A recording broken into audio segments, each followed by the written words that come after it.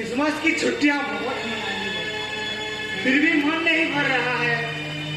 जिंदगी बोर सी हो गई है। चल यार, इस बार न्यू ईयर पे कहीं घूमने चलते हैं। हाँ यार, बात तो सही कही, पर जाए तो जाए कहाँ? देख, तेरे फेवरेट प्लेसेस पे ऐसी कोई जगह है क्या? क्या बोला? Favourite place? तू कब से अंग्रेजी बोलने लगा? मैं नहीं बोल रहा। वो तो तू है, वो सब छोड़, कहाँ जाएंगे तू?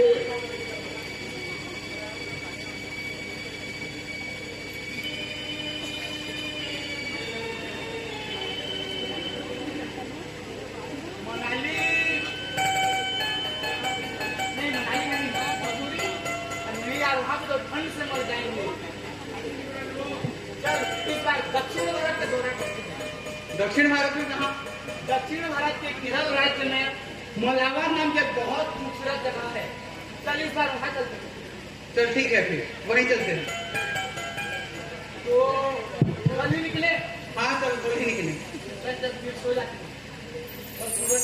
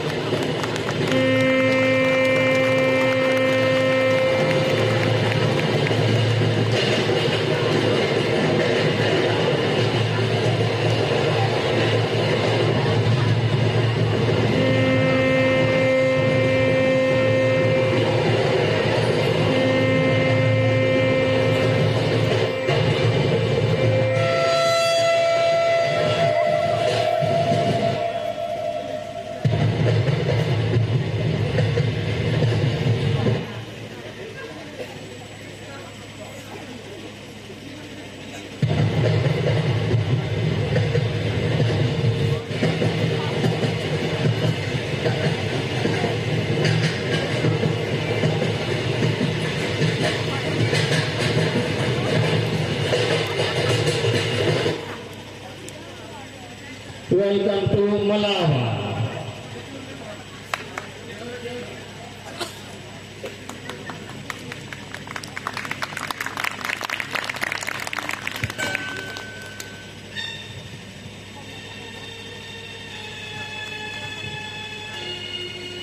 वाह, क्या सीन है! लंबे लंबे नारियल के पेड़, पहाड़ों की कतार, खुला परिवेश, स्वच्छ हवा। हमारे दिल्ली में तो अच्छे से सांस भी नहीं ले पाते।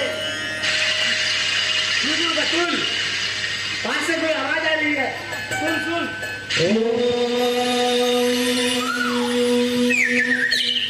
यो पाम पुष्पम वेदा पुष्पवान प्रजावान पशुमान भवते। वास्तव में अतुल, जिस भारतीय संस्कृति को हमने इतिहास के पन्नों में पढ़ा था, आज हम अपने आंखों से देख रहे हैं। चल किधर घूमते हैं?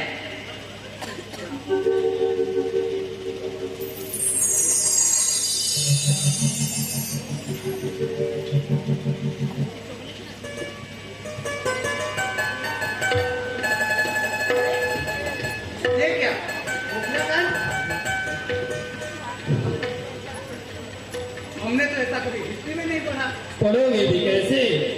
ने तो सब छुपा लिया है। ये दादाजी क्या बोलते रहे? चले गए। चल चल पूछते हैं। दादाजी ये मुगला गान क्या है? ये बोल ये क्या है दादाजी? कुछ समझ में नहीं आया। इसके बारे में कुछ जानकारी नहीं सकते? बेटे, इसके पीछे एक दर्दनाक ऐतिहासिक घटना है जिसको सुनने मात्र से रूह कांप जाती है। दादाजी ऐसी कौन सी कहानी है जो हमने हिस्ट्री में न पढ़ी हो? वही तो बता रहा हूँ बेटे। देश के तत्कालीन राजनीति और वामपंथी इतिहासकारों ने इस क्रूरतम अत्याचार के ऊपर एक काला पर्दा डाल दिया। दादाजी हम सुनना चाहते हैं। तो आओ बेटो, आओ, बैठ के सुनो। आओ आओ, बैठो बैठो।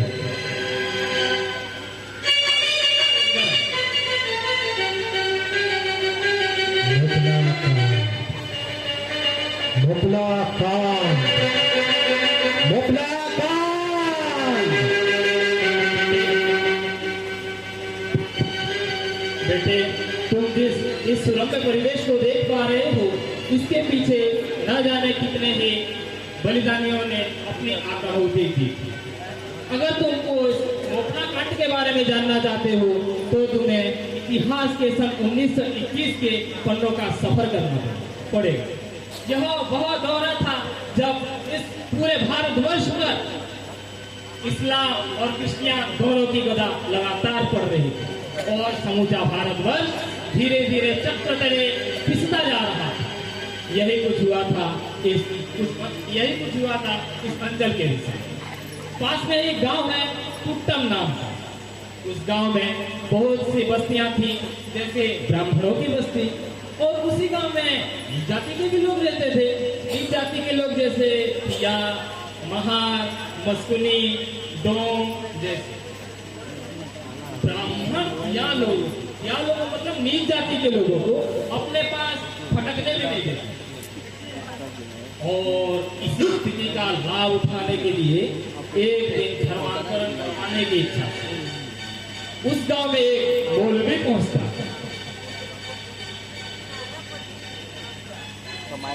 मैं मोहम्मद पैगंबर की चाचा की मौसी की जो पड़ोसन थी, उसकी बहन की बड़ा लड़का हूँ। समझे तुमको? इसलिए तो इनके बेटे बेटियों को अपने मामा और बाप पता नहीं चलता है। तोबा तुम मूर्ख क्या जानो, अल्लाह ने मुसल हिंदुओं के लिए भयंकर नरकावनी तैयार की है। क्या तुम्हें पता है? दिव्य पुस्तक कुरान की सूरतुल कुरआन नामक अध्याय में अल्लाह ने स्पष्ट शब्दों में कहा है कि जो कुरान की आयतों का पाठ करता है वह धर्मात्मा कहलाता है। समझे? वो तो तुम जैसे मुसलमानों के लिए है, हमारे लिए तो वेद है। तोबा, लेकिन यह भी तो अल्लाह द्वारा लिखित पुस्तक है ना। यदि आप ऐसे समझते हैं तो आप शुक्र अपना यह विश्वास बनाए रखिए। मुझे तो अपने हिंदू संत के उपदेश ही अधिक आनंददायक लगते हैं। तुम सब उन साधु संतों सहित नरक में पड़ोगे। कुरान के बिना तुम में से किसी को मुक्ति नहीं मिल सकती। ऐसे साधु संत जगते हैं जिन्होंने मुसलमानी कुरान का एक पन्ना भी नहीं पलटा, किंतु अपने पवित्र आचरण के बल पर उन्होंने मुक्ति प्राप्त की है। अरे मूर्ख, तुम नरक में पड़े हैं। अल्लाह के बिना परमिशन मुक्ति किसी को नहीं मिलती। फिर अच्छा है, जिस नरक में साधु संत रहते हैं वही मेरा स्वर्ग है। मैं हिंदू रहूंगा, इस धर्म का परित्याग कर मैं स्वर्ग प्राप्ति का इच्छुक नहीं हूँ। हम उस हमारा युधिष्ठिर के तथा श्री कृष्ण के पावन हिंदू धर्म के अनुगामी रहेंगे। अरे खंडो, खंडो तुम्हारा पुत्र पैर से गिर गया। खंडो, अरे खंडो, खंडो पैर से गिर गया।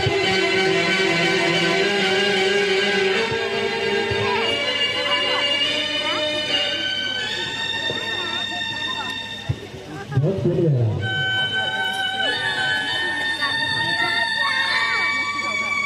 अरे तुम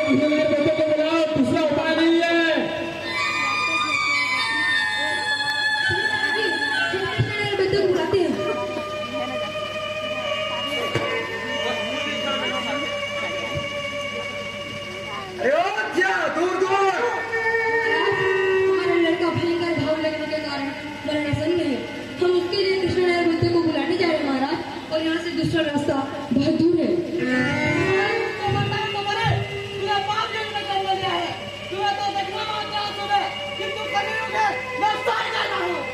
मेरा एकमात्र पुत्र है महाराज, जाने दीजिए, मुंह ढककर चला जाऊंगा।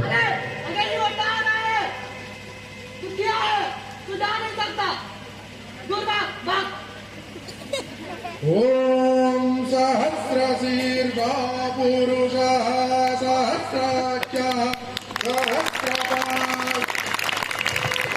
ऐसी निरर्थक मारामारी आपको शोभा नहीं देती।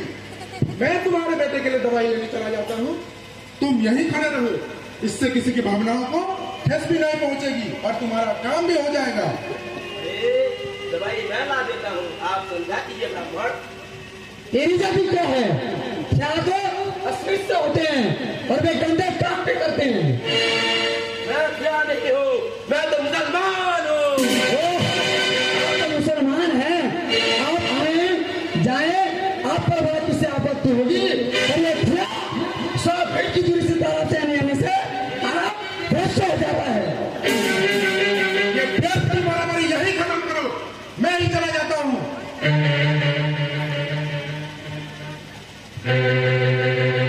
हाय, ये काफिर कितने निर्दयी है कम्बो। मैं तुम्हारी हित ही बात कर रहा हूँ।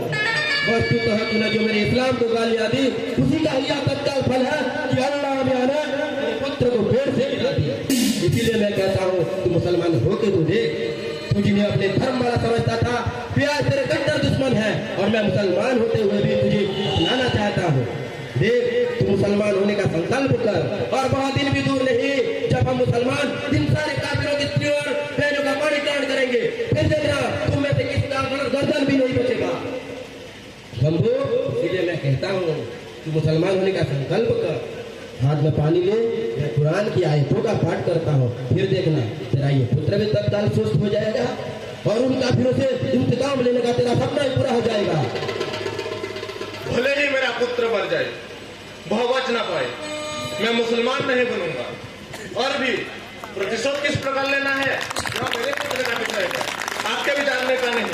चांडाल काफिर, अल्लाह ने हिंदुओं के भयंकर नरक में तैयार की है और तू उसी धर्म को त्यागना नहीं चाहता। तू भी मरेगा और तेरा ये पुत्र भी, और तुम तब तक इस्लाम कबूल नहीं करोगे जब तक तुम्हारी गर्दन में तलवारें नहीं बरसेंगी। कम्बो, याद रखना, मैं फिर आऊंगा। कम्बो, जरूर आऊंगा मैं।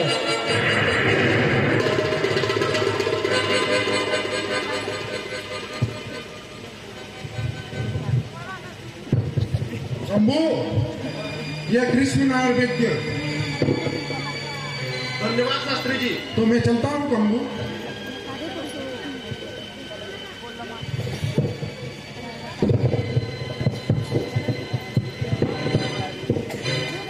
दादाजी, दादाजी, ये एक नीच जाति में जन्मा है, इसके ऊपर इतना अत्याचार हो रहे हैं, फिर भी ये कम्बू मुसलमान क्यों नहीं बना? दादाजी, बेटे, कम्बो भले ही निज जाति में जन्मा है, किंतु वह सुशिक्षित है। उसने धर्म ग्रंथों द्वारा हिंदू धर्म का पर्याप्त अध्ययन किया है। इतना ही नहीं, वह कालीकट से मलयालम भाषा का एक साप्ताहिक पत्र भी प्रकाशित करता है और उसे भगवत गीता तो पूरी कंठस्थ है। बेटों, मलाबार के साधारण अंचल में मुसलमानों को भी भर्तृहरि के कतिपय गिने चुने श्लोक याद है। फिर कम्बू तो इतना महान है बेटे, इतना महान है।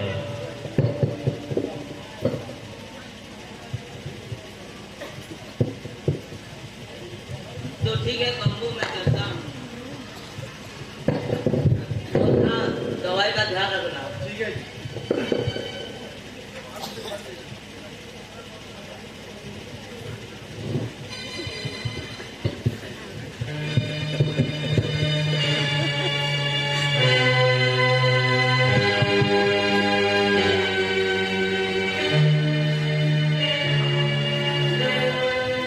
चाचा जी, लेकिन मौलवी जो कह रहा था वो मुझे ठीक सा लगता है, क्योंकि वो कुरान ईश्वर प्रणीत है और यह बात बार बार वो बड़े विश्वास के साथ कह रहा था। यदि किसी बात को बार बार जोरों से कह दी जाए तो क्या वह सही हो जाती है? तो फिर मैं बोलूं 2 और 3 मिलाकर 7 होते हैं और यह ज्ञान मुझे परमेश्वर ने दिया है, तो क्या तुम इसे सच मान लोगे? नहीं चाचा जी, कभी नहीं। दामू, मेरी दृष्टि में तो पुराण तथा बाइबिल का समाज नाशक, निष्ठुर तथा अविश्वसनीय है। अच्छा चाचा, और भी हम अस्पृश्य पर जो हिंदू धर्म अन्याय करते हैं, क्या उसका अपमान करने वाले एवं हिंदुओं को काफिर समझने वाले मुसलमान हमसे अधिक पवित्र है? वे गोवध करते हैं, वो धर्मात्मा कहलाते हैं, परंतु गौ माता की पूजा करने वाले हम, जो उनके बंधु बांधव हैं, वो हमें पापी लोग समझते हैं और हम उनका स्पर्श तक भी नहीं कर सकते। उस हिंदू धर्म की अपेक्षा अस्पृश्य यदि कल्पना मात्र न करने वाला एवं सभी मनुष्यों को समान समझने वाला मुसलमान धर्म श्रेष्ठ नहीं है क्या? तू कहता है हमसे हिंदू धर्म अन्याय करता है। हिंदू धर्म अन्याय नहीं करता, अभी तो यह अन्याय हिंदू समाज द्वारा किया जाता है। वो कैसे चाचा जी, मैं समझा नहीं। देख, जब नायर हमसे कहते हैं हमें मत छो, तो हमें क्रोध आता है। हम थे भी जब बाधकों को हमारे समाज में मिलना अनिष्टकारक मानते हैं, तो उन्हें भी बुरा लगता होगा। अतः इस बात का प्रख्यालन हम सब हिंदू भाई को मिलकर करना होगा। और उस बात का प्रख्यालन केवल मुसलमान हो जाना है क्या? तेरी बुद्धि यह स्वीकार करती है? नहीं चाचा जी, बिल्कुल भी नहीं। और रही बात कुरान की, तो मुसलमानों को छोड़कर बाकी सैकड़ों कोटि लोग अस्पृश्य हैं। क्या हमारे रामचंद्र सिंह जैसे महान लोग नरक में पड़ सक रहे हैं? हिंदू समाज की अस्पृश्यता के कारण हिंदू धर्म का ही परित्याग कर देने की निंदनीय कल्पना करता है। मैं समझ गया चाचा, अब से हिंदू धर्म परित्याग का सोचूंगा भी नहीं और अस्पृश्य जैसे रूढ़ियों को समाप्त कर दूंगा। आज से हिंदू जाति की सेवा में अपना संपूर्ण जीवन समर्पित कर दूंगा।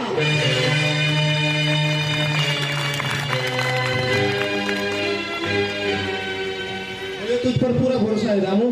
चल निकलते हैं, हमें विलम्ब हो रहा है।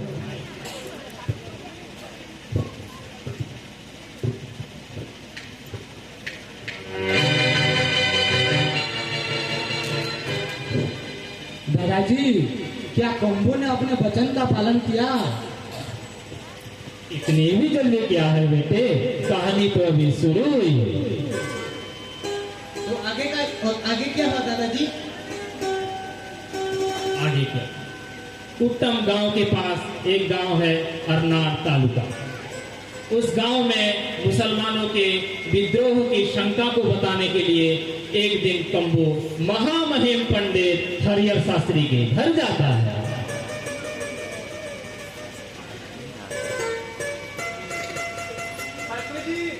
शास्त्री जी,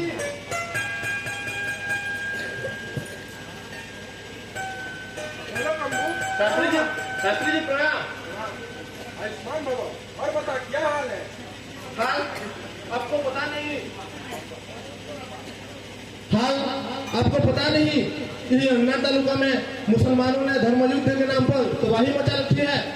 प्रत्येक हिंदू भाई के ऊपर भयंकर संकट आ पड़ी है। हमें उनकी सहायता करनी चाहिए। तो क्या वे अपनी रक्षा खुद नहीं कर सकते?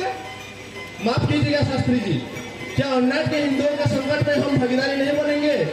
क्या अन्नाट के हिंदुओं पर आया संकट कुटुंब के लोगों के लिए संकट नहीं होगा?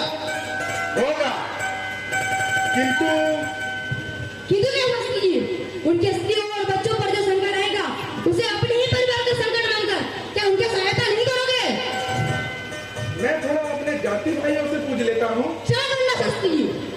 मान लीजिए आपके ही बेटी को आपके ही घर पर घुसकर मुसलमान उठा ले जाए, क्या तब भी आप चुप रहेंगे? और जहाँ हिंदू जाति के सुख दुख का प्रश्न है, तो जम्मू से लेकर कन्याकुमारी तक प्रत्येक हिंदू को अपने ही घर का समझना चाहिए। तो बताओ, इस अन्याय का क्या प्रतिकार है? क्रोध न कीजिएगा महाराज, अन्यायों से प्रतिशोध लेने की तैयारी कीजिए। कुटुंब के हिंदू तरुणों को धर्म रक्षा के लिए सुसज्जित कीजिए। तो ठीक है कम्बू, तुम जाओ और अन्नाथ की खबर ले आओ। ठीक है शास्त्री जी, हम जाते हैं। आप समय रहते सावधान हो जाइए। मैं वहां से आकर आपसे भेंट करूंगा।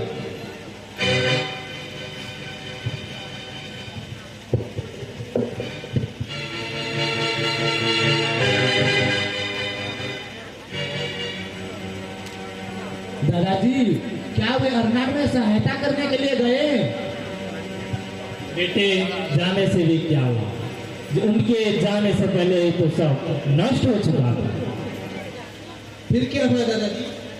फिर क्या, उनके लौटने के बाद मुसलमानों ने अर्नाड गांव में अपनी एक सभा बुलाई।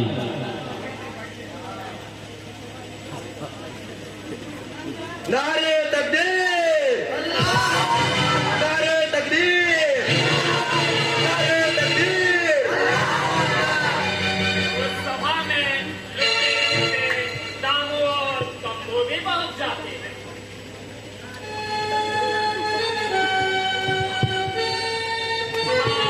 हजारों की मात्रा में मुसलमान तलवार, भाले और चाकू लेकर खून से लथपथ होकर उपस्थित थे।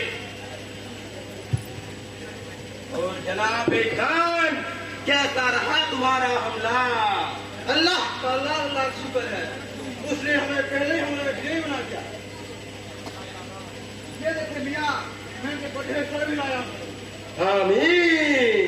हमें ऐसे ही तो सारे जहां को मुसलमान बनाना है। पर मौलवी साहब, ऐसे भी कुछ काफिर हैं जो अपने काफिर बना छोड़ने को तैयार भी नहीं है। खान साहब, जो काफिर अपना हिंदू धर्म त्यागना नहीं चाहता, उसके गर्दन में तलवार रख के उसे इस्लाम कबूल करवाओ। इतना याद ना दो कि वे खुद ब खुद इस्लाम कबूल कर ले। क्या कहते हो भाइयों?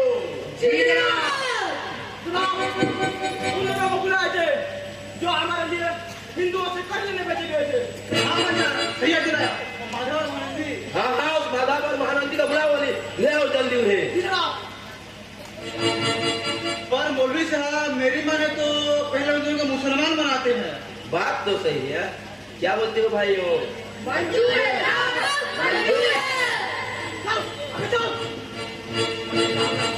सलाम सलाम। तो बता दम्बक, कितना कर लाया हमारी मुसलमानी वीरों के लिए? बस 10,000।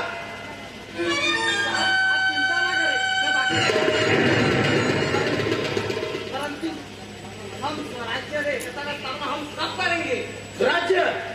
मैं आज पूरी कायनात को बता देना चाहता हूँ कि स्वराज्य का मतलब खिलाफत साम्राज्य और एकता का मतलब सारे हिंदुओं का मुसलमान हो जाना। किंतु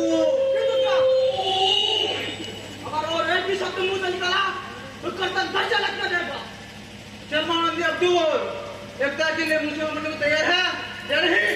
साहब, सभी धर्म समान है और मुख्य धर्म तो अहिंसा है। क्या कहीं नहीं अहिंसा? व्याख्यान बंद कर। साहब, मुझे मत मारो, मैं मुसलमान बनता हूँ।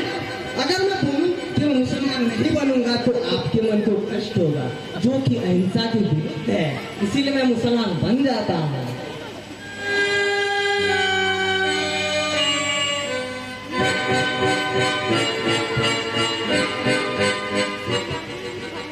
बोलना तो मेरा, मुझे इस्लाम कबूल है या नहीं? चाचा, मैं मुसलमान कभी नहीं बनूंगा। पकड़ लो इसको। मार दो सारे काफिर को।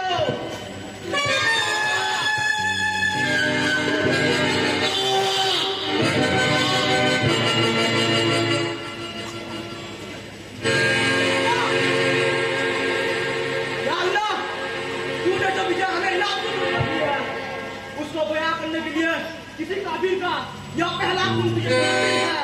भला नहीं अली साहब, हमने तो व्यवहार करने में हजारों काफिरों को मौत के घाट उतारकर अल्लाह को समर्पित किया था।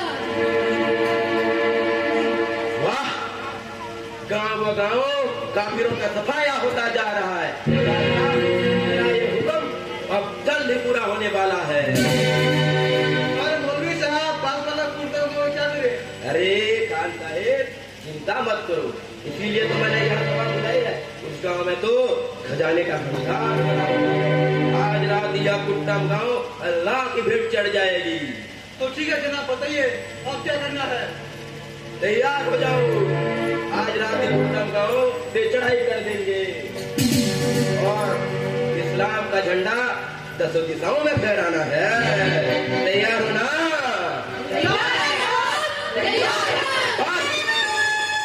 यह सभा कल विसर्जित किया जाता है। कल की बातों का फैसला हम कल करेंगे। फिलहाल तो बस उसको ले जाओ और फिर में फिलहाल तो बस लूटो मारो और बलात् अधिकार करो।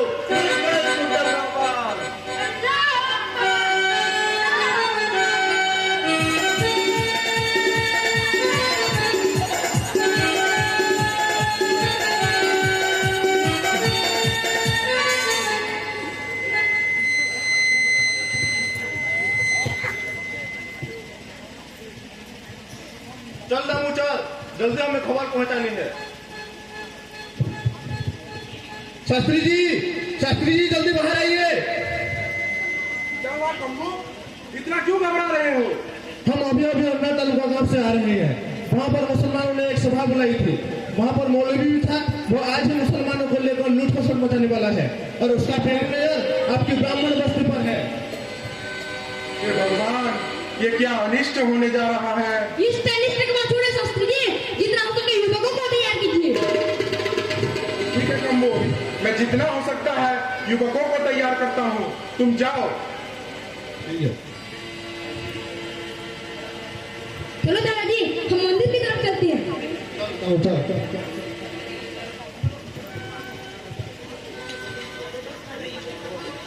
कम्बो दिया होते हुए भी मंदिर की रक्षा के लिए मंदिर भ्रष्ट न हो जाए, इसलिए वह मंदिर से 100 फीट की दूरी पर सोता था और उस दिन भी सुरक्षा के लिए 10-15 युवकों के साथ मंदिर की रक्षा के लिए वहां था और रात में दामू वहां पहरा दे रहा था।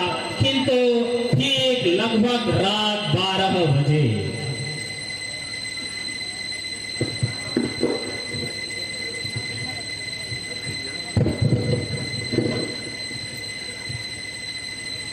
दादाजी, शायद मुसलमानी सेना हमारी तरफ आ रही है।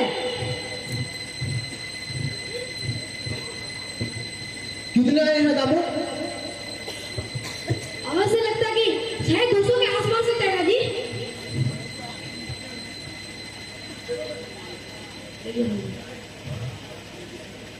ये लो, शास्त्री जी भी आ गए। यह क्या शास्त्री जी? बस 2-3 लोग हैं आपके साथ? बता कम्बू, मैं अधिक लोग कहाँ से लाता? पहले तो मेरे बात पर किसी ब्राह्मण या नायर को विश्वास नहीं हुआ कि मुगलों के द्वारा विद्रोह किया जाना है।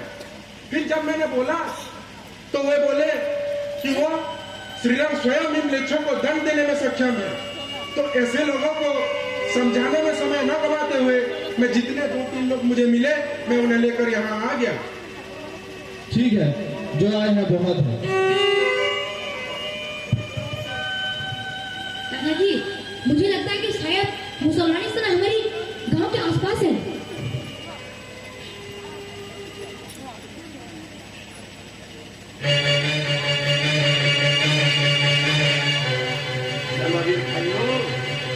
इस गांव में तुम्हें बाकी गांव के उल्टा अधिक संघर्ष करना पड़ेगा, क्योंकि इस गांव में एक कम्बू नामक शैतान काफिर रहता है।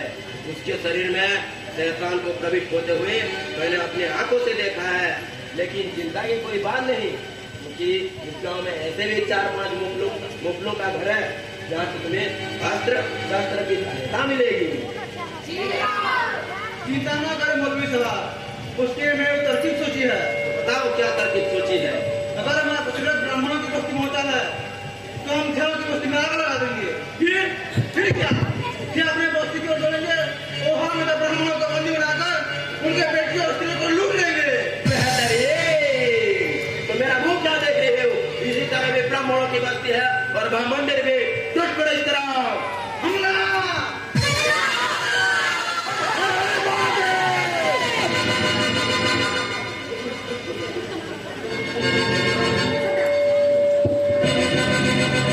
शास्त्री जी, बहुत सारे मुसलमान सुबह से अपने घर चले गए हैं। आप दामू को लेकर वहां जाइए, मैं इनके साथ हूँ। तो ठीक है दामू, मैं चलता हूँ। वो क्या कर रहे हो?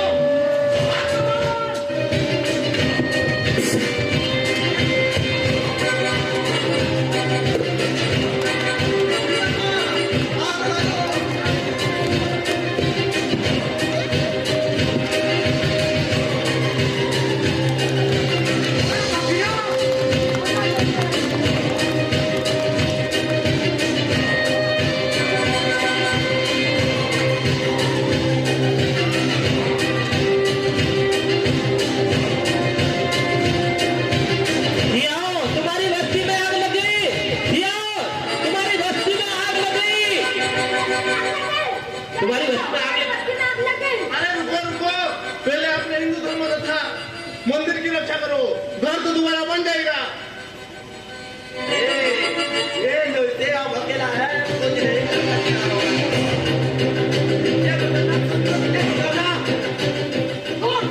अरे नीचे झुका उठे। हाँ, अब सही है।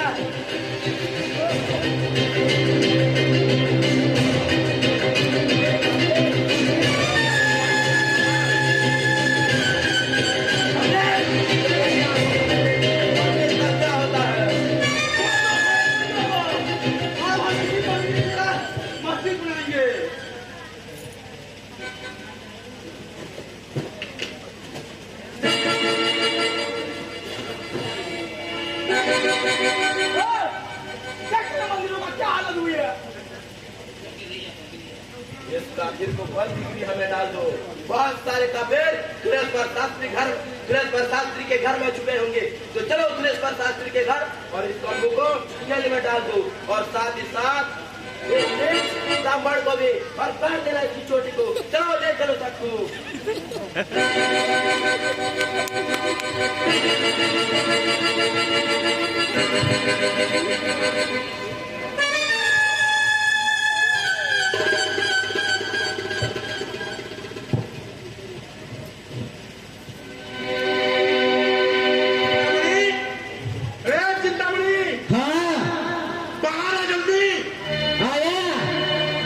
अरे क्या कर रहा है, बाहर आ जल्दी।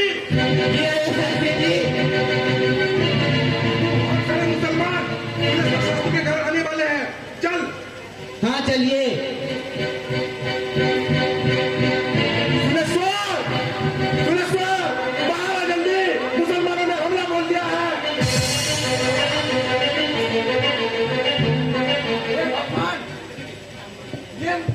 ये हमारे बस्ती में फिर आ गए। इनकी परछाई मुझ पर पड़ रही है। मेरा तो धर्म सत्यानाश हो गया। इनकी परीक्षा तो मुसलमान ही आ जाते। चुप हो जा सुरेश्वर, आपातकाल में छुआछूत का भेद नहीं करते। फिर यह हिंदू युवक तो अपना हिंदुत्व का अभिमान लेकर संघर्ष कर रहा है। इस आपद प्रसंग को तो पुराणों में ही रहने दो। सुरेश्वर, जब तक तेरे द्वारों पर ये खड़े हैं तब तक तेरे घरों में देवता विराजमान है। अग्निकुंड में अग्नि प्रज्वलित हो रही है, कानों में जलपवित्र लटक रहे हैं, शरीर में प्राण है। अगर तू यूं ही कुछ क्या खड़ा रहा तो देखना तेरे बेटे बेटियों और पावन पुत्रों का क्या हाल होगा। शास्त्री, भले ही मेरी बेटी बेटियों को मुसलमान ले जाएं, परंतु नीच जातियों के साथ कभी नहीं छोड़ूंगा। शास्त्री,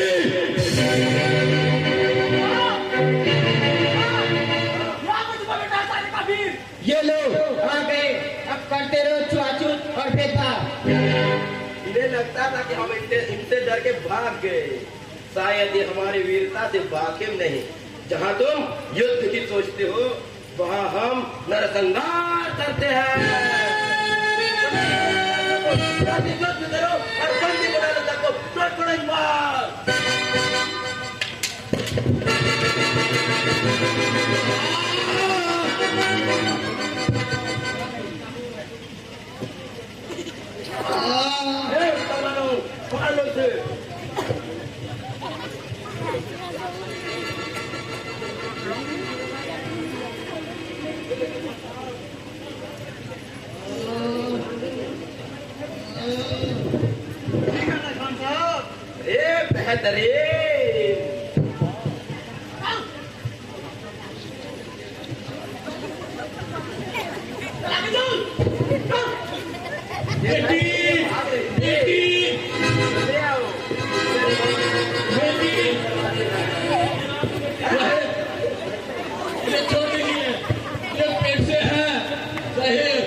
छोड़ दीजिए इसे।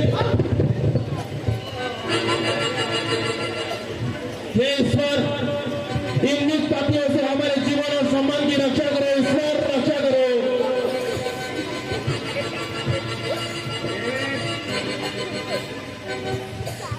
चलो, इधर भाग रही है। छोड़ दीजिए जनाब, छोड़ दीजिए। आगे चल। शांत है, इसे छोड़ दीजिए।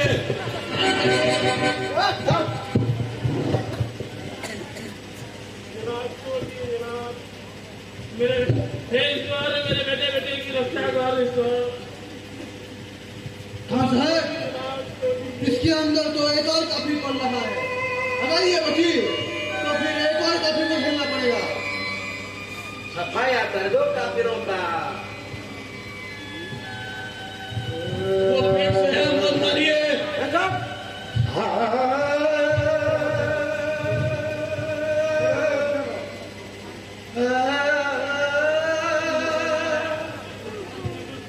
स्त्रियों की भावना को समझ सकती है, तू तो इनसे मुझे रक्षा कर। लड़की, लेकिन मैंने भी ऐसे ही कही थी, परंतु किसी ने मेरी बात नहीं सुनी थी। यदि कोई मेरी बात सुन लेता तो संभवतः आज मैं भी तेरी बात सुन लेती, परंतु यह अभी संभव नहीं है।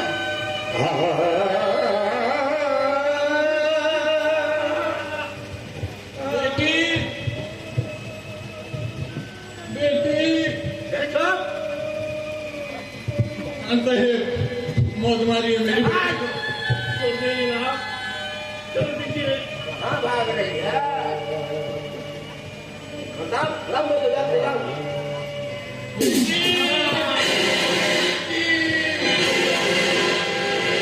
अरे ये क्या रहे हो?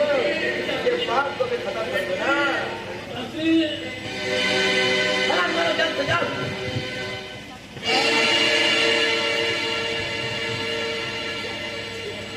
या अल्लाह, तेरे हुक्म से ही काफिरों का सफाया होता जा रहा है। तो मुसलमानी भाइयों, 3 दिन बाद इन काफिरों का निर्णय किया जाएगा। तब तक इन्हें न खाने के लिए दिया जाए और न ही पीने के लिए। तब तक इन्हें बंदी गृह में डाल दो और जितना यातना दो कि वो 3 दिन के बाद इस्लाम कबूल के लिए तैयार हो जाए। समझे? चलो ले चलो बंदी गृह में डाल दो सबको, और इन दोनों मुर्दे को भी डाल दो। मैं ये काम नहीं।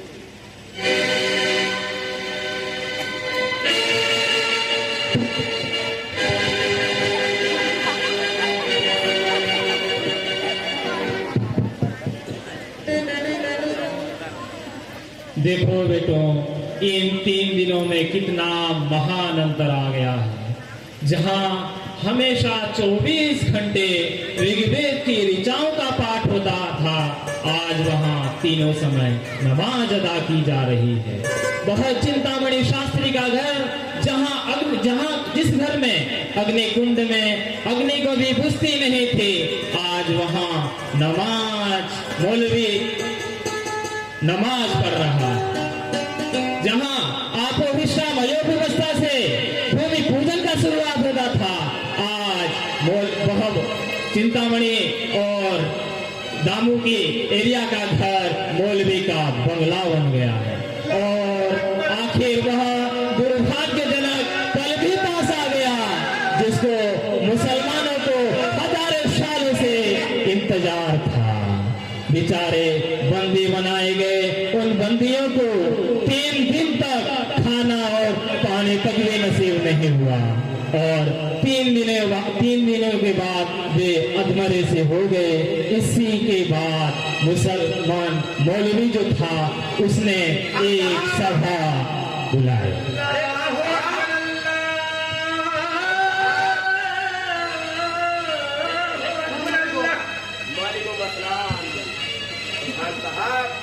वह दिन आ ही गया जिस दिन का हमें बेसब्री से इंतजार था। हुक्म दीजिए जनाब। तो ठीक है, ले आओ हमारे अल्लाह के नेक बंदों को। जो हुक्म मेरे आका।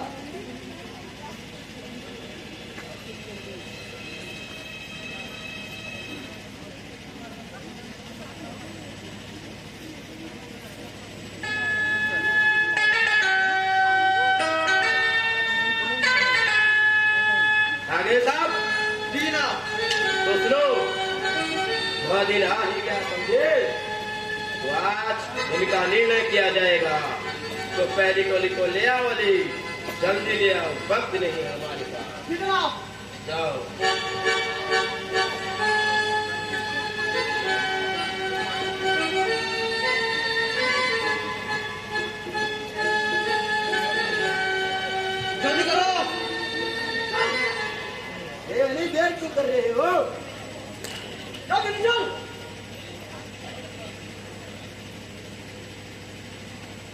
उसने कहा चुप जा।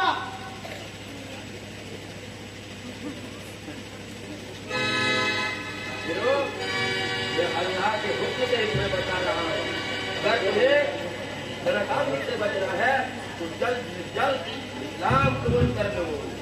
तो बताओ, इस्लाम कबूल है क्या मत हो? बोलो, इस्लाम कबूल है क्या नहीं? मुंह में जुबान नहीं है क्या? बोलो जल्दी, इस्लाम कबूल है क्या मरते हो?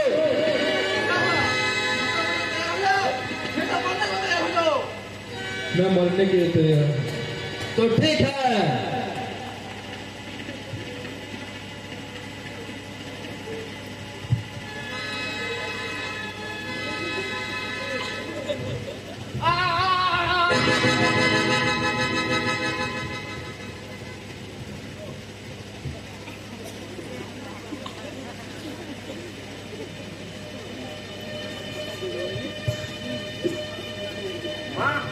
देखो इसकी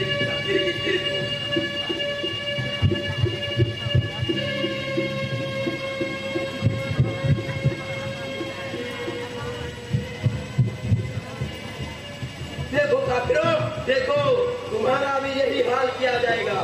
अब बताओ, इस्लाम कबूल है या मरते हो? देख लो कुएं में इस सिर को।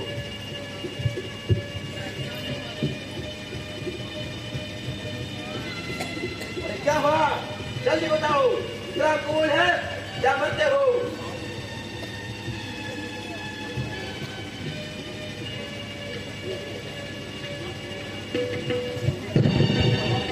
अरे खान साहेब, इनकी आंखों में तो मुझे डर दिख रही है और उसी डर की वजह से ये कुछ नहीं कह रहे हैं। तुमने इस्लाम कबूल है तो काट दे सारे चोटियां और सही कहा आपने। अरे खड़े हो जाओ, आज के दिन सब हमारे भाई हो और तुम सब मुसलमान बन चुके हो। हमारा इस पृथ्वी में स्वतंत्र अधिकार है। जाओ बोलो, अय्याशी करो।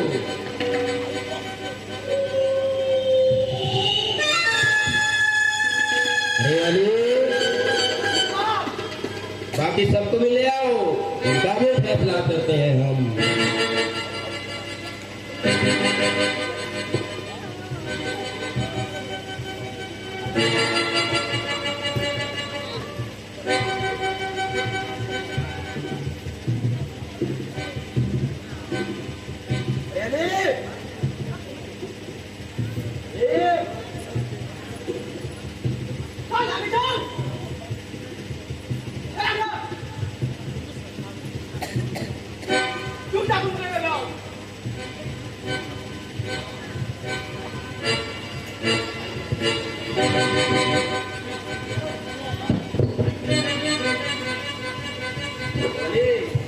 बताओ क्या किया जाए?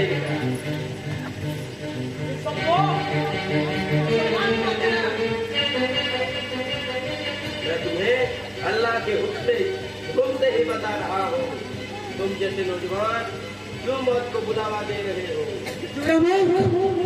हमारा एक जाति है, वह है हिंदू। हमारा एक माता है, वह हिंदू माता। हम सब उसकी संतान है। खान, इनका काम तमाम करो। अम्मा, क्या किया जाए इनका? इन्हें तो काट के उसी कुएं में फेंक देना चाहिए जहाँ वो कम्बू आदि को काट के फेंक दिए थे।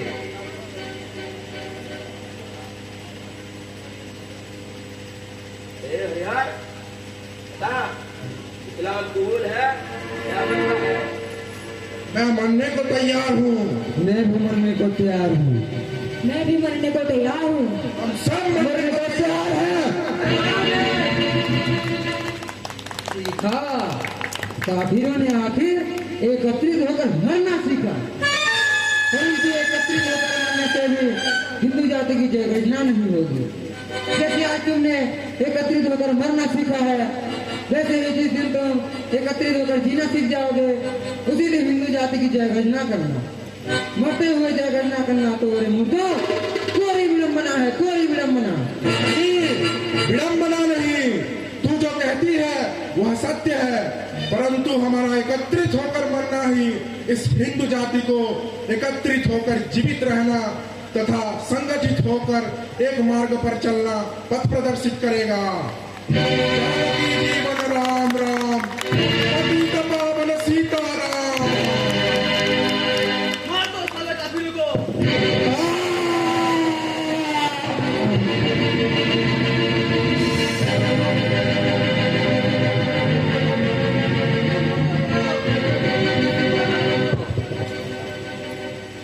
बोले पुराना हिसाब कुत्ता करेगा इसके साथ।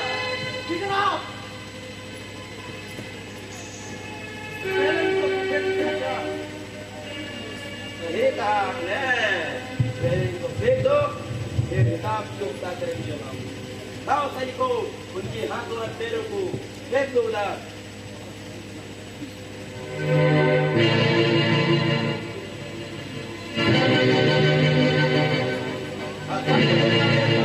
फेंक दो कुएं में।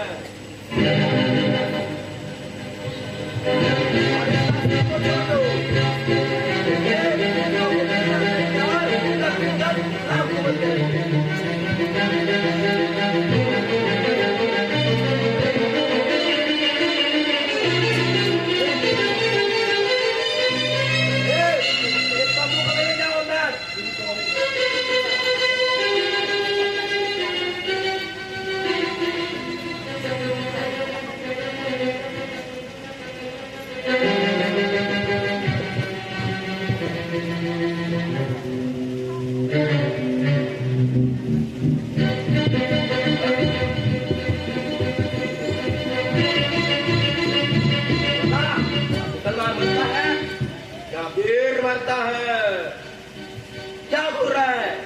खान साहब, मुझे इतना गुस्सा आ रहा है कि मैं इसकी आंखों को नोच लूं, लेकिन ये पहले कबूल करे इस्लाम धर्म स्वीकार है या मरेगा तो। खान साहब, अब गुस्सा सीमा की बात जा रहा है, कन्फर्म क्या गुस्से की बात? इसके लिए तो मेरा एक ही बार काफी है।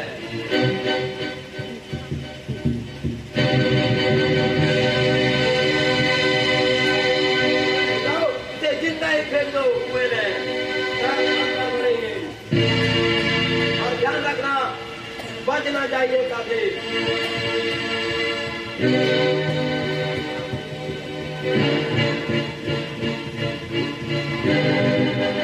या अल्लाह, तेरी ही हुक्म से इस मालाबार क्षेत्र में एक भी हिंदू काफिर जीवित नहीं रहा। एक बची है जनाब। कौन है? शायद तालाब के ऊपर एक बुढ़िया बच गई है। तो ले आओ उसे, जल्दी ला बुढ़िया को।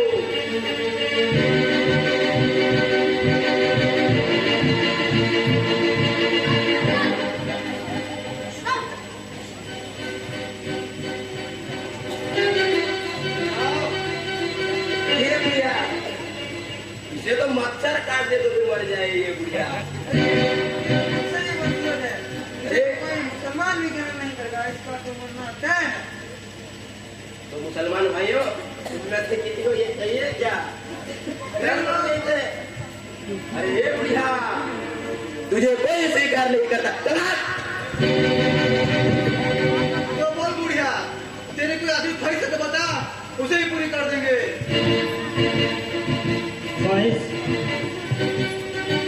अगर हम लोग अपना हिंदू धर्म छोड़ने को तैयार नहीं हो, साथ ही में यह भी देखना चाहते हैं कि एक ही माँ के दूध देकर एक मनुष्य तो दूसरा सांप कैसे बने।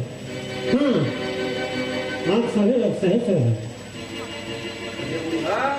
क्या बक रही है? जल्दी जल्दी बताना। रुक रुक कौन सा और वह मनुष्य? सांप तो और मनुष्य हुआ कम्बू, जिसको जान से मारकर कुएं में फेंक दिया गया। बात बंद कर बुढ़िया, जल्दी बता क्या है? मेरी नसों के खून तेरे पिता के शरीर के माध्यम से तेरे शरीर के अंदर गया है। तू मेरा पोता है, पोता। क्या बोल रहे हैं तू? बोल नबी के नसों में तो मोहम्मद पैगंबर का खून बहता है। मैं मोहम्मद हूँ, मैं कुरैश हूँ, मैं अरब हूँ, समझे? अम्मी जी शांत शांत शांत। बुढ़िया ही तो है, ज्यादा से ज्यादा 2 मिनट की मीट 5 मिनट, फिर क्या अपने कॉम्बो के साथ जहन्नुम में चढ़ गई है बुढ़िया। सुपर बुढ़िया। चल क्या बोलना चाहती है अब अपने जल्दी? मैं तारापुत्र गांव के रतन घनश्याम के पत्नी हूँ। मेरी कुख से 3 संतानों ने जन्म लिया। उनमें से 2 लड़के थे और सबसे छोटी संतान थी लड़की। हम कनिष्ठों की जाति क्षयों से भी हीन समझे जाते हैं, इसीलिए हम गांव से दूर एक छोटे से बस्ती में रहते थे। हमारे पड़ोस में एक मोकला परिवार रहता था। हमने दुष्काल के समय अपने रोटे से समझे निकालकर उस मोकला परिवार की रक्षा की। वह मोकला ने कहता था, अल्लाह तेरा भला करे, तू हमारे माँ है। मैं जब यह बात सुनती थी मेरा हृदय गदगद हो उठता था। लेकिन वह दुष्काल खत्म हुआ और मोकला परिवार खा पीकर पल गया। इन्हीं दिनों तारापुत्र गांव में मोकलों के आक्रमण का समाचार पहुंचा। हम गांव से भागकर जंगल में जाकर छुपने लगे। लेकिन मोगले सुराग लगाते वहां में पहुंच गए और उन्हें पता बताने का काम उसी मोगला परिवार ने किया जिनकी हमने दुर्भिक्ष काल में प्राण रक्षा की थी। वहां उन्होंने मेरे पति के प्राण ले लिए और मुझे निर्वस्त्र छोड़ दिया। क्या तुम्हारा धर्म यही सिखाता है एक नारी को निज रास्ते में लग्न करना?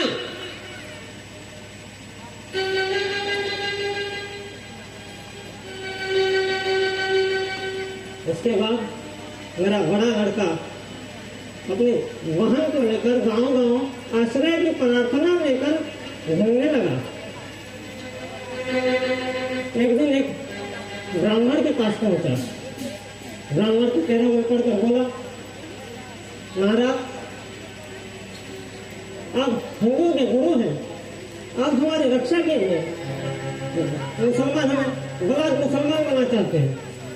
ब्राह्मण बोला, तो बन जा, इसमें मेरा क्या जाता है? इसके डर से मंदिर में जाकर छुपने लगा। मंदिर में नायर क्षत्रिय देखकर चेप उठे और निकाल गया। जहां कुत्ते आराम से सोते थे वहां से भी निकाल दिया। इसके बाद एक मोहन की झोपड़ी में जाकर छुपने लगा और बोले, महाराज हमें आश्रय दीजिए। यदि हिंदू धर्म से हम धर्मांतरण होकर क्षय हो गए तो क्या आपका हिंदू धर्म क्षय नहीं होगा? तो 2 लाख मारकर बोला, क्या हिंदू धर्म तुम्हारे सहारे ही जिंदा है? यही है विडंबना, यही है विडंबना। बुढ़िया क्या बकबक कर रही है? रुक, ये बात सच है। अम्मा सच है ये? हाँ ये सच है। मेरे दोनों बेटों को भी धर्मांतरण कर दिया गया। उसके बाद बड़े को एक मौलवी ने उठा लिया और छोटे मुसलमानों के साथ काम। उसके बाद समय के साथ साथ मेरे दोनों बच्चों की शादी हुई और उनके बच्चे हैं। जो मुसलमान था उसका बेटा तू है। एक मुकला एक हिंदू कहते हैं खून खून को आकर्षित करता है, लेकिन मुझे ऐसा नहीं लगता। जैसी शिक्षा जिसको मिलती है वह उसी रंग में रंग जाता है। यही हुआ उनके साथ। और जो कहता है हिंदुओं को देखने से मुझे इससे क्या वो और कोई नहीं बल्कि मेरी बेटी या पगली मसाल वाली गुड़िया है। यही हाँ, मेरी माँ ने सही कहा, मैं वही हूँ। मैं पागल हो गई थी, किंतु इसके पीछे एक बुद्धिमत्ता अर्थ निहित था। उसी अर्थ को लोगों को समझाने के लिए मैं जलती मसाल हाथ लिए घूमती थी। मैं अपने संपूर्ण अंगों और ध्वनियों को पूरा जोर लगाकर इतनी जोरों से चीखती थी कि आकाश।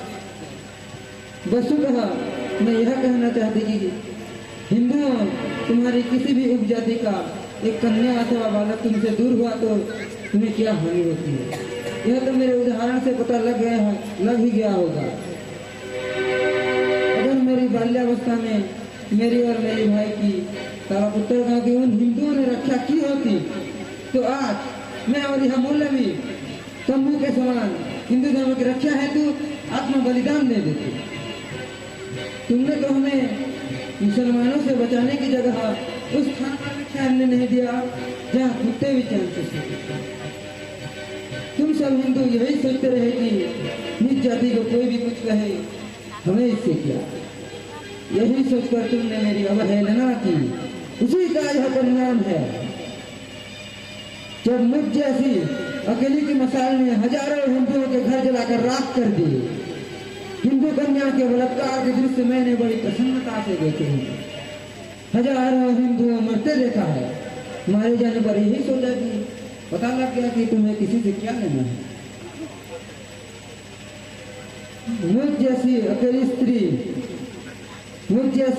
स्त्री हिंदुत्व से निकलकर इतना हाहाकार मचा सकती है तो मैं यह चिल्ला कर कहती हूँ कि हे हिंदू जाति, तेरे ही ऐसे हजारों बालक बालिकाएं तेरे ही घरों से उठाए जा रहे हैं और तू अभी भी यह समझ बैठी है कि भला मुझे इससे क्या।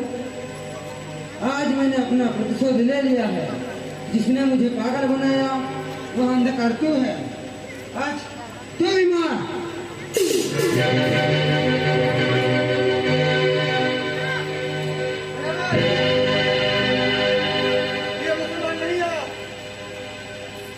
अब तो मेरा प्रतिशोध भी पूरा हो गया। अब मुझे इस दुनिया से क्या मतलब। मुझे इस दुनिया से दूर जाना चाहिए। हर हर महादेव।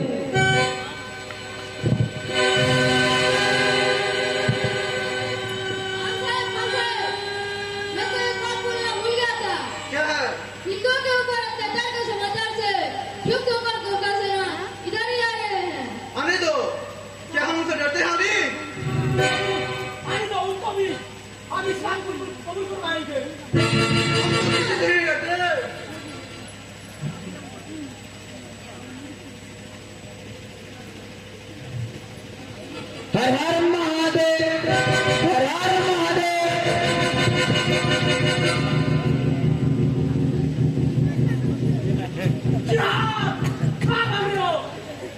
चलो आक्रमण।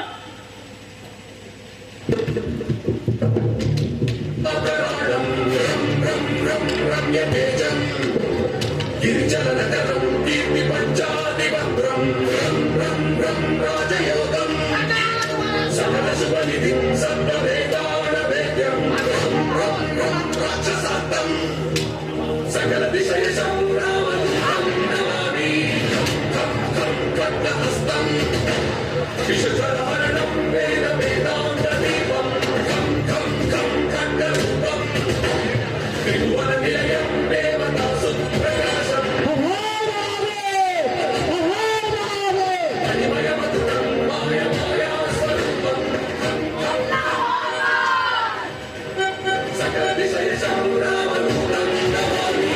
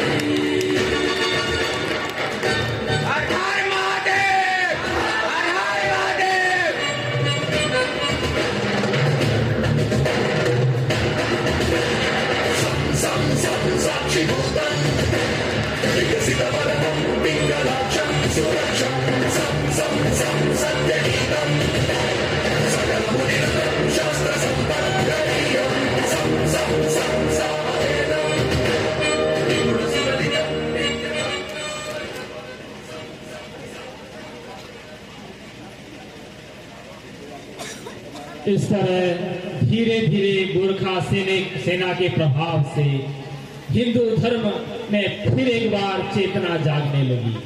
किंतु उस कुएं को देखिए, अंधकार की रात्रि में वहां क्या हो रहा था।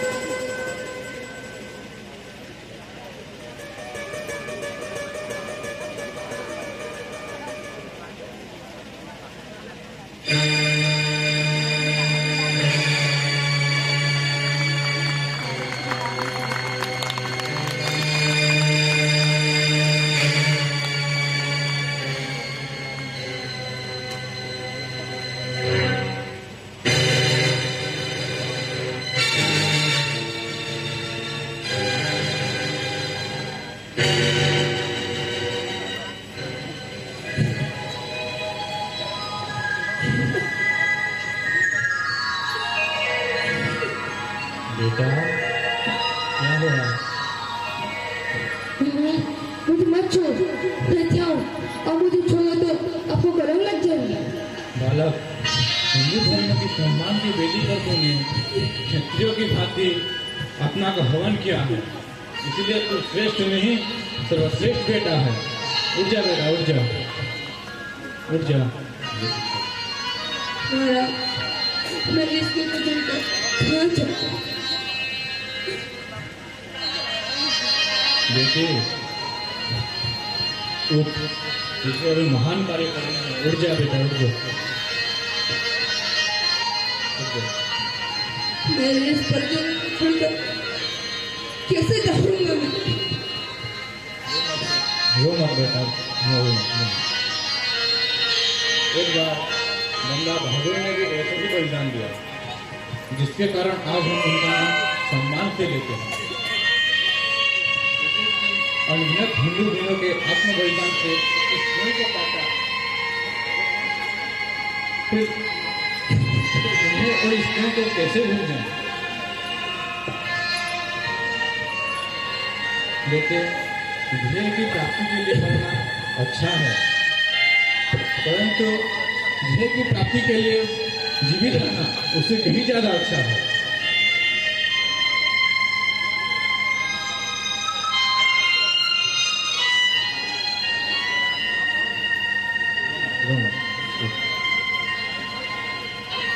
बेटे,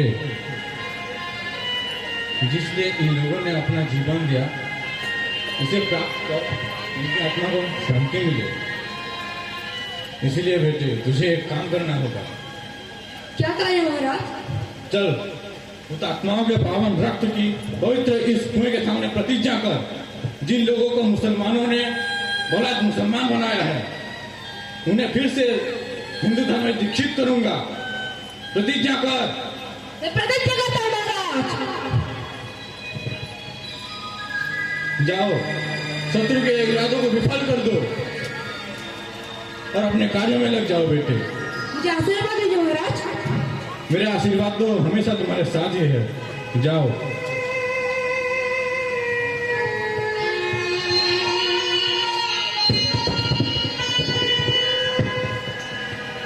इस तरह दानव शुद्धि क्रिया में लग जाता है और यह शुद्धि क्रिया धीरे धीरे एक आंदोलन का रूप ले लेती है। कहते हैं ना, अग्नि से एक दिए से दूसरे दिए को जलाया जाता है, इसी प्रकार जन चेतना में उमंग आ जाती है और फिर से यह मलावार अंचल सुरम्य परिवेश में परिवर्तित हो जाता है। इसी के कारण तुम यहाँ पे अपना पर्यटन स्थान मान के आ सकते हो। बेटे, तुम ड्रामे को इस नाटक में देख रहे थे, ये वस्तुतः वही दामोदर सावरकर उसके जीवन की घटना है, उसके जीवन की घटना है। उसके जीवन काल में उसके जीवन की यह पहली घटना थी जिस घटना ने उसको अंदर से ही देश की सेवा के लिए झकझोर दिया। और देखो, ये केवल सन 1921 की घटना नहीं है, ये 2024 की भी है। ये मोपला कांड केवल किस लिए हुआ था कि हिंदू जाति को कोई भी कुछ करे, मुझे उससे मैं लिखता हूँ, मुझे कोई राहगीर एक थप्पड़ मार के चला जाए और तुम जाने वाले यही सोचोगे, मुझे उससे यही एक छोटी सी गलती एक दिन हिंदू जाति को गड्ढे में धकेल देगी। देखो बेटे, हिंदू जाति आज बहुत अवनति की स्थिति में है। बेटे, इसको संभालना होगा। भारतीय मान्यताओं के अनुसार तुमको फिर एक बार इस भारतवर्ष को भारतीय मान्यताओं के अनुसार खड़ा करना होगा। बेटे, तुम आगामी पीढ़ी के प्रतिनिधि हो, तुमको हिंदू जाति को एकत्रित करना होगा, हिंदू जाति को एकत्रित करना होगा। बेटो, एकत्रित करना होगा। देखो, हिंदू जाति की केवल 1921 की नहीं, आज की घटना देखो। हिंदू जाति की एक लड़की को एक मुसलमान 35 टुकड़े करके फ्रीज में रखेगा। क्या आज हिंदू जाति उन्नति के शिखर पर है? बेटे, हिंदू जाति को एकत्रित करो। अगर तुम ही भारतीय संस्कृति के बारे में न जानोगे तो तुम्हारे बेटों को कैसे सिखाओगे? बेटों को कैसे सिखाओगे? बेटो, धीरे धीरे यह भारतीय संस्कृति एक दिन हंसिए पर चढ़ जाएगी।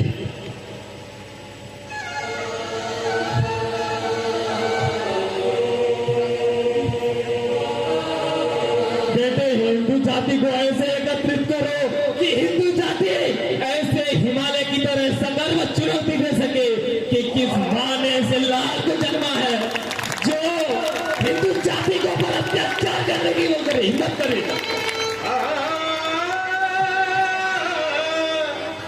हिंदू जाति को अन्याय करने के सोचने मात्र से ही दुश्मन की सांसें खुल जाए। बेटे, सांसें खुल जाए। देखो, ये मुसलमान कभी जब भारत का बंटवारा हुआ तो 7 करोड़, आज ये 70 करोड़ हो गए हैं। 50 साल के बाद ये सत्ता में आ जाएंगे और गजवाए हिंद का झंडा है। और यह भारतीय संस्कृति हमारे देखते ही देखते लोप पा जाएगी। प्रतिज्ञा करो बेटे, प्रतिज्ञा करो। 2047 तक भारत को हिंदू राष्ट्र घोषित करना है। प्रतिज्ञा करो बेटे, प्रतिज्ञा करो। दादाजी, आपने तो हमारे आंखें ही खोल दी। आज से हम दोनों यह प्रतिज्ञा करते हैं कि आज से हिंदू धर्म के रक्षा करेंगे।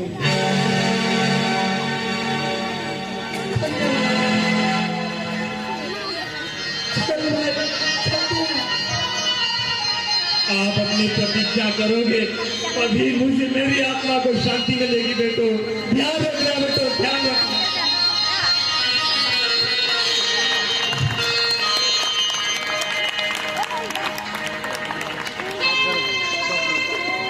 धन्यवाद।